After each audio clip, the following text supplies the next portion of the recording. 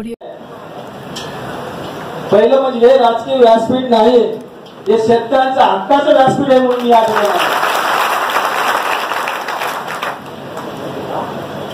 आणि दुसरं म्हणजे गेले 35 वर्षापासूनची माझ्या वडिलांची त्याची मैत्री आहे. त्यांच्या मैत्री खातर मी आज या ठिकाणी उपस्थित आहोत. या मतदारसंघात मी जेव्हा आमदार झालो तेव्हा मला निवडून आणण्याची महत्वाची भूमिका कोणी बजावली असेल तर ते विश्वनाथ पाटील साहेब आहेत आणि म्हणून मी या ठिकाणी आलेलो आहे. आज आपण या ठिकाणी बघितलं की सन्माननीय पाटील साहेबांनी गेले 35-40 वर्षांचा आपण इतिहास बघितला. स्वतःच्या मुलासाठी नातेवाईकांसाठी त्यांनी कधीच राजकारण केलं नाही.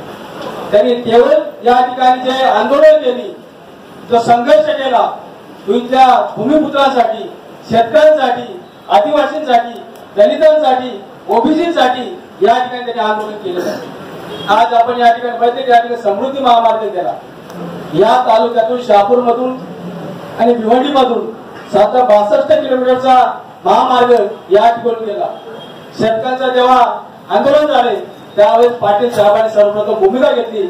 शेतकऱ्यांना एक करण्याची भूमिका माध्यमातून घेतली आणि लँड पुलिंगचा कायदा त्यांनी रद्द करायला लावला आणि शेतकऱ्यांना शासनाच्या माध्यमातून 5% मोबदला देण्याचं काम त्याने आता कोणी केलं असेल तर सन्मान्य विश्वास 5 पट.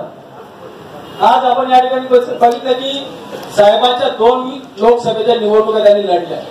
पहिले अपक्ष लढली आणि मागच्या वेळेस त्यांचं काम बघून काँग्रेस पक्षाने त्यांना उमेदवारी दिली. ती उमेदवारी देत असताना त्यांचा पूर्ण इतिहास बघितला. त्यांचा जनतेशी असलेला संबंध, जनतेचा नाळ, शेतकऱ्यांचा असलेल्या प्रश्नांचे जाणीव बघून काँग्रेसने त्यांना उमेदवारी दिली. परंतु दुर्दैवाने ज्यावेळेस मोदी लाट आली आणि या मोदी लाटेत सुद्धा 3 लाखापेक्षा अधिकचे मतं माननीय पाटील साहेबांनी आणले आहेत. आता लाट वगैरे काय नाही, आता सर्व ओसरलेले आहे. आणि म्हणून आपण गेल्या या 5 वर्षाचा आज त्याच्यानंतर जो संघर्ष त्यांनी बघितला, अनेक संघर्ष केली, आंदोलन झाली, जेलमध्ये जायला लागले. परंतु या काँग्रेस पक्षाने खऱ्या अर्थाने त्यांच्यावर अन्याय केलेला असा या ठिकाणी सर्वच लोकांचं त्या ठिकाणी या ठिकाणी म्हणणं आहे. मला या ठिकाणी खात्री आहे की पाटील साहेबांचा आज जी निर्धार सभा या ठिकाणी झालेली आहे तर म्हणजे आमच्या टायमिंग शॉर्ट आहे. पाटीलचं अजूनही एबी फॉर्म उमेदवारांना दिलेले नाहीये.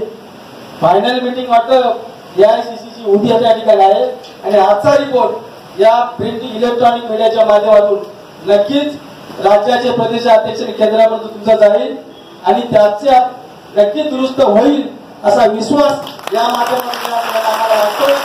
आज आपण या जनतेसाठी आपण या ठिकाणी एकत्र या ठिकाणी जमलेला. मला या ठिकाणी सांगायचं वाटते की या ठिकाणी उपस्थित असलेला शेतकरी म्हणून या ठिकाणी आलेला आहे. यामध्ये आमच्या राष्ट्रवादी काँग्रेसचा कार्यकर्ता आहे, काँग्रेसचा आहे, शिवसेनेचा आहे, BJPचा आहे, मनसेचा आहे, सर्वच पक्षाचे कार्यकर्ते आहेत. परंतु पक्ष नंतर पहिले आम्ही शेतकऱ्याची मुलं आहोत आणि म्हणून या ठिकाणी उपस्थित या ठिकाणी राहिलेला आहे. त्याच उद्देशाने आज या ठिकाणी उपस्थित राहिलं.